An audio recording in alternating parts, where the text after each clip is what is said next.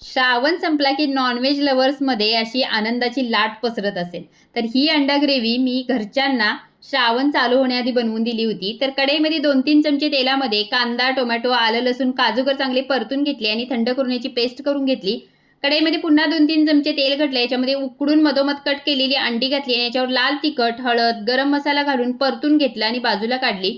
आता कढईमध्ये अर्धी छोटी पळी तेल घातलं. याच्यामध्ये जिरं घातलं, केलेली पेस्ट घातली, धना जिरा पावडर, हळद, लाल तिखट घालून परतून घेतलं. ग्रेव्हीसाठी इथे गरम पाणी घातलं, चवीपुरतं मीठ घातलं आणि या ग्रेव्हीमध्ये परतून घेतलेली अंडी घातली.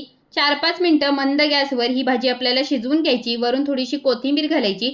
मस्त अशी झणझणीत अंडा ग्रेव्ही तयार आहे. तर तुम्ही पण अशी अंडा करी नक्की ट्राय करा. रेसिपी आवडली असेल तर लाईक, शेअर, सबस्क्राईब करायला मात्र विसरू नका.